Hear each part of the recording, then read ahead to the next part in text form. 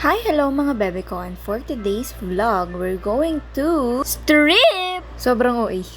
But, kailangan ko muna pumunta sa health district para makuha ko yung mga requirements na I need for work. So, of course, first thing we need to do, sasakay tayo ng bus, of course.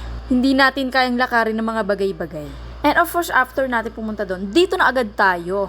Yes, kasi isi-separate na vlog ko yan. Di pwedeng lahat na lang nasa isang vlog, di ba? At sobrang init nga ng mga panahon na to, no, girl. Pero nilaban pa rin to ng ating nyo.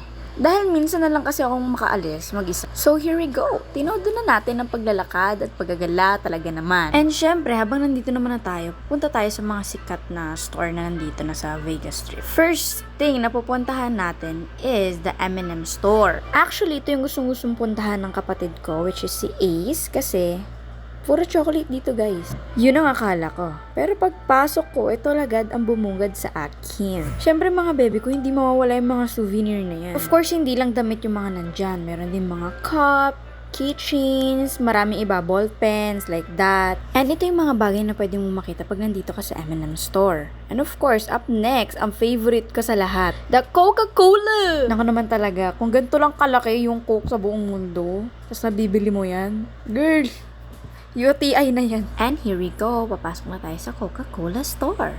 At makikita nyo nga talagang bumugan talaga yung mga mugs nila, glass, t-shirts, of course, souvenir. Same as the first store na pinuntahan natin na puro mga case, souvenir, and meron po silang second floor. Yes guys, meron po silang second floor. And total nandito tayo sa Coke at pinaka-favorite ko to. Bibili tayo ng something na mura-mura lang. Kasi we're not rich, you know. We're broke as F. So, I'm gonna do, bibili ako ng bagay dito na sobrang worth it, pero mura lang, ganon. First, gusto ko bumili ng first na una pa.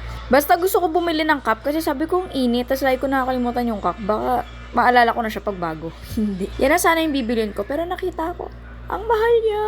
Hindi kaya. Dito na lang tayo sa next one. Kasi dito parang feeling natin, mura-mura to. Kasi small, tiny bits lang siya. Pero medyo ang corny, di ba? Pag ganun lang. So, make it more cuter and unique.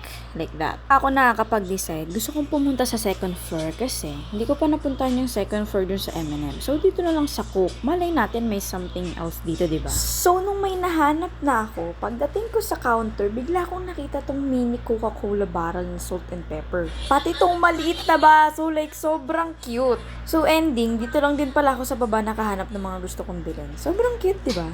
And less than mga $10 lang ata tong mga to. So, carry na dito. So, all we need to do, buy. And umalis, syempre.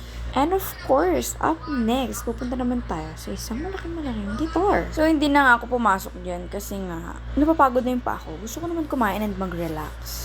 So, ang ginawa ko, tumawid ako, pumunta ko dito sa MGM Park. Kasi parang nakita ko parang malamig-lamig dun kasi maraming puno, maraming trees. And bumili pala ako ng yogurt dun sa may Target. And nakahanap na ako ng place ko dito. Ayun, wala lang. All I did is eat my yogurt. Ginamit ko yung straw kasi wala akong kutsara nung binili ko to. So, may background music din nito. Basta ang ganda ng view ko nito, guys. Kasi ang pangit naman kung uuwi agad ako. Yun lang yung ginawa ko.